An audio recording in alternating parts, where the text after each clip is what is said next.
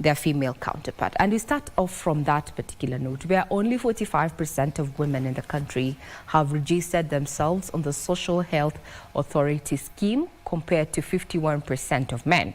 According to Deputy Government spokesperson Monisha Kizuga, the lack of identification cards and societal challenges have denied many women a chance to enlist in the new health scheme. Meanwhile, the State Department for Gender and Affirmative Action Principal Secretary Anne Wangombe is challenging men to step up their roles in fighting retrogressive cultural practices perpetuating femicide in the country. Joseph Wahungu with the details. The country is set to observe the 30th anniversary of the 4th World Conference on Women and adaptation of the 1995 Beijing Declaration. The government is urging the cessation of cultural practices advancing gender-based violence in the society.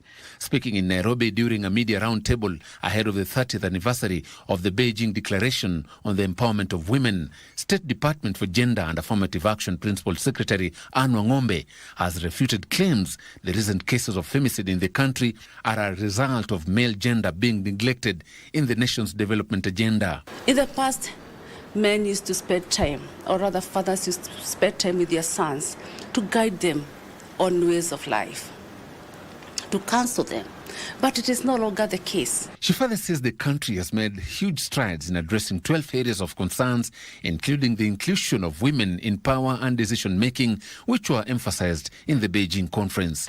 We are not yet there, but basically I can say among the African countries, we are among the best in terms of achievements of these 12 action points. Meanwhile, Deputy Government spokesperson Monisha Kizuga has decried low numbers of women who have been enlisted on the Social Health Authority platform. Ni asilimia 45 wanawake wameweza kujisajili katika mpango wa SHA na asilimia 51 ya wanaume wameweza kujiandikisha kwa SHA. Tumeweka mfumo maalum ya kwamba hakuna mama ambaye atakosa kusajiliwa kwa sababu hana stakabadhi muhimu ya kitambulisho au atakosa kupata huduma za afya kupitia mpango wa SHA kwa sababu hana kitambulisho.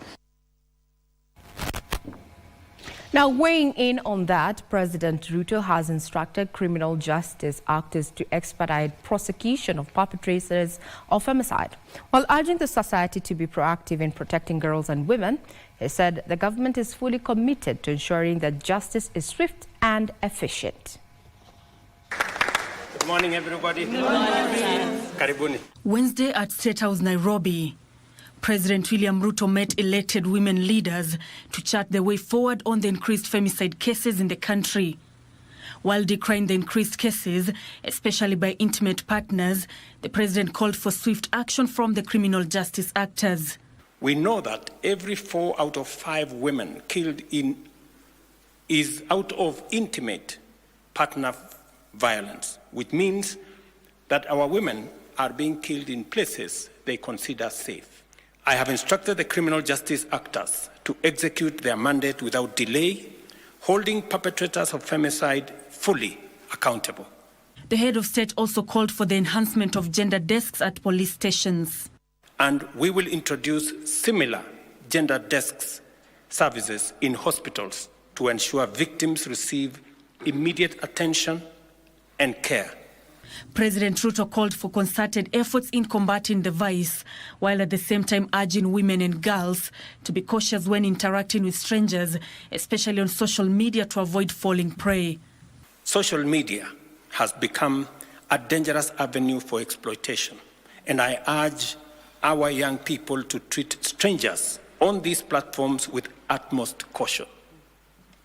Parents, schools, churches, and community organizations must step up to provide life skills, counseling, and guidance to our young people.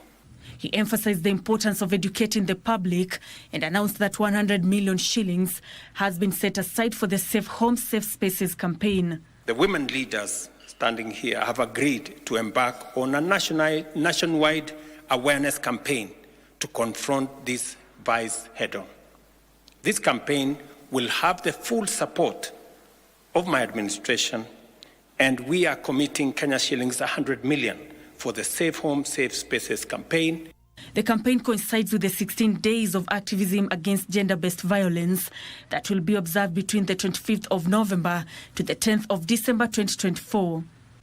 According to a report by police towards the end of October 2024, 97 cases of women killed in the last 3 months had been reported. At a time when the country is grappling with increased femicide cases, President William Ruto has challenged all stakeholders to play an active role in ensuring the safety of women and girls. Nancy Okware, reporting from State House, Nairobi. We indeed hope that our brothers and sisters and ourselves remain united in this fight to stem femicide. Now, a section of human rights defenders have called for speedy investigation and prosecution of security officers found to have engaged in acts of police brutality. This even as the Law Society of Kenya demanded urgent compensation of families of victims of police brutality, insisting on the need to cease alleged unlawful arrests and abductions. Kenya National Commission on Human Rights says it recorded 74 cases of enforced disappearance in the period between June and November 2024. The Commission has documented 1,376 arbitrary arrests, as well as 610 cases of injuries from June 18 to November 2024. Of the injuries were inflicted by the security officers against protesters. Out of these, the Commission, through its chair, Rosalyn Odede, says at least 26 people are still missing in the aftermath of the Anti-Finance Bill 2024 protest. It is against this backdrop that the Commission called on the government to step up efforts to address the alleged police brutality and prosecute culprits. We call upon IPOA and to investigate and recommend charges against any officers implicated in extrajudicial killings. We further call on the government to adopt the Minnesota Protocol on the investigation of potentially unlawful death. Abductions, torture, disappearances, arbitrary arrests ought to be investigated for the country to establish what exactly happened during the 2023 Azimio-led demonstrations and the 2024 Gen Z-led #RejectFinanceBill demonstrations. Sentiments echoed by the Law Society of Kenya, who now want the Independent Policing Oversight Authority IPOA adequately resourced to thoroughly probe alleged acts of police brutality. Subject to the report of the Independent Policing Oversight Authority and the Kenya National Commission on Human Rights, the National Security Council to direct the Inspector General of Police to open disciplinary proceedings against all perpetrators of police misconduct or brutality and torture, and that the reports of such proceedings be availed to the Director of Public Prosecution for the institution of criminal charges. The Law Society of Kenya also demanded compensation of families of all confirmed victims of alleged police torture. The families of all confirmed victims of police killings be traced, and that the Independent Police Oversight Authority and the Kenya National Commission on Human Rights provide Our Excellency the President with a rationalized formula for determining adequate compensation for the loss and suffering incidental to the death of their kin. The Kenya National Commission on Human Rights also urged the National Treasury to disburse optimal resources to agencies handling the Shakahola massacre, noting that less than 10% of the 448 bodies discovered in the tragedy have been identified and handed over to the families for interment. We have called as a commission for resources to be availed to various agencies, including the government chemists. The reagents, particularly for DNA profiling, are fairly expensive, and these had not been factored in the budget of the government chemists, they tell us, because they had not anticipated this magnitude of work. And maybe stemming from that particular press conference, this is why we have such headlines on our various dailies this morning. Abductors, playground rights violations, abduction in Nairobi, and subsequent transfer to Kampala of Ugandan opposition leader Kizza Besigye adds to the growing list of dissidents hounded in the dissidents hounded in the country, raising fears that Kenya is no longer safe for those fleeing political prosecution in their home countries, as well as visiting foreign nationals and opposition figures. When will this stop? That's the front page of the Daily Nation this morning, just highlighting how many, foreigners have been abducted from Kenyan soil, including the murder of Pakistani journalist Ashad Sharif. We also have Ethiopian businessman Samson Telemichael. We also have the human rights defender Yusuf Mohammed, who was abducted from Kenya. Now we have Ugandan politician Kisa. We also have Maurice Mabior, a vocal critic of South Sudan's government. All of them abducted from Kenyan's soil. Is it safe for foreigners? That's a question this morning that this particular daily is tackling.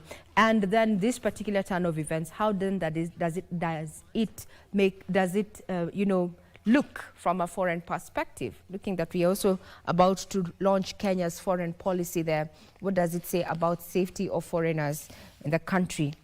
The Standard, similarly also reading from the same page, Kenya, new abductions theater for foreigners, worrying trend, security apparatus under harsh international scrutiny. Following the abduction of Ugandan leader Kizza Besigye in Nairobi, it follows rather disturbing incidents involving Ugandan, Turkish, Ethiopian, Nigerian, South Sudanese, Pakistani and Rwandese nationals, begging the question, is Nairobi still a safe haven? We'll be keeping tabs on that. Now to the corridors of justice. A woman has been charged by a Nairobi court with obtaining goods worth 19 million shillings through false pretense.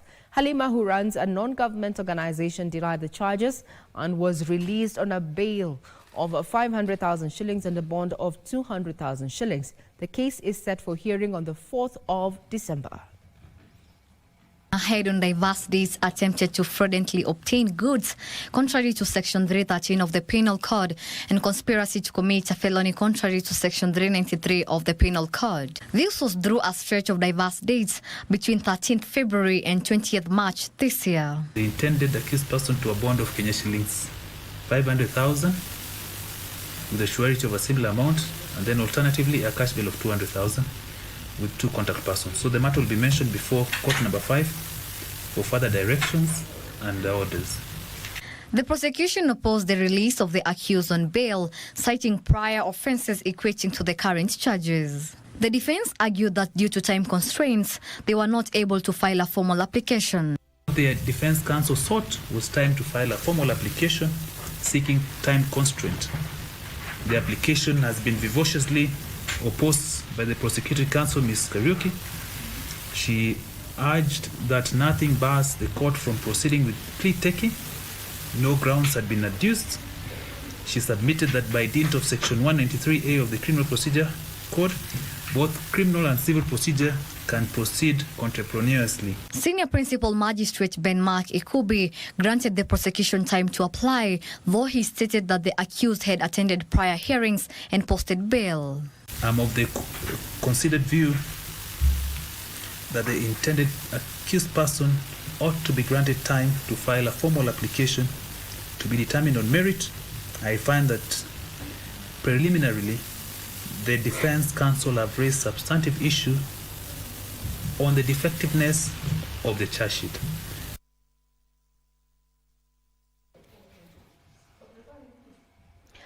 The Kenya National Commission on Human Rights has called on the government to launch a public participation exercise across the country to address the teething challenges bedeviling the recently rolled out Social Health Insurance Fund. The Commission, through its Vice Chairperson, Dr. Raymond Nyeri, says the transition from the defunct National Health Insurance Fund to the new Social Health Insurance Fund has been marred by significant obstacles which threaten the constitutional right to health for many Kenyans.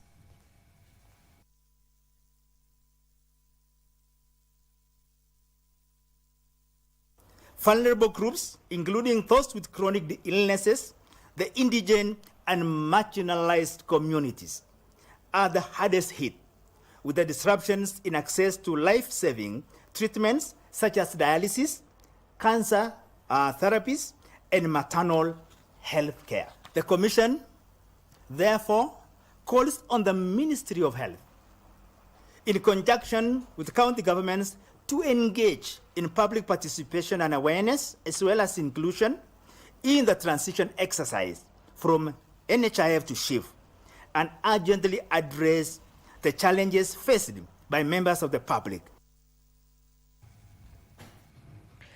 To business, all ministries and state agencies will be required to provide detailed cost breakdowns to justify their funding request. National Treasury Principal Secretary Dr. Chris Kipto says the method, which will take effect in the 2025-2026 fiscal year, will ensure that funds are not automatically allocated to programs that may no longer be feasible. Implementation of the financial year 2024-2025 budget has faced major hurdles, exposing weaknesses in the traditional incremental budgeting system. By October 2024, revenue collection stood at 854.5 billion shillings, falling short of the 928.2 billion shillings target by 73.7 billion shillings. Ordinary revenue underperformed by 48.6 billion shillings as ministerial appropriations in aid fell short by 25.1 billion shillings. We will be spending 1.009 trillion Kenya shillings to pay interest rates for the loans that you already have as a country, not the loans that are being borrowed, the loans we have borrowed in the past. We need to work around addressing debt and as a recurring so that we create a fiscal space to be able to give money to roads and to important areas that you spoke about. At the national level, pending bills accumulated to 528.4 billion shillings and a total of 181.98 billion shillings in pending bills owed by counties. The government will in this regard initiate major reforms, including accrual accounting to curb the pending bills problem. The new zero-based budgeting approach seeks to ensure effective allocation of public resources. This scrutiny has the potential to reduce corruption and mismanagement of public funds. Further, with citizens' input, we get valuable insights into localized priorities and solutions. The government says it is intensifying its fiscal consolidation efforts to stabilize the economy and curb public debt, with future focus being on priority programs under the bottom-up economic transformation agenda. From business to sports, where Mozambique and Botswana booked their remaining slots to the 2025 African Cup of Nations after the final day of qualifying to complete the 24 nations list to Morocco. Botswana drew 1-1 with Egypt in Group C to get the point they needed to qualify for their second final, as Mozambique beat Guinea-Bissau 2-1 in Group I. Taifa Stars of Tanzania sealed their slot from Group H following a 1-0 win over Guinea to join fellow East Africans Uganda and Sudan in the finals as Kenya missed out. He's stranded at the top of the Guinea tree as Tanzania come forwards themselves and finally break the deadlock. Pushed away by Balde. Langa! Oh my word, what a goal that is! Superb! Out of absolute nowhere. That's one of the best strikes we've seen in the delivery. In comes the ball. Good looking delivery, and there is the goal. It's Beto. In comes the ball, headed towards goal and in. Stanley Retief.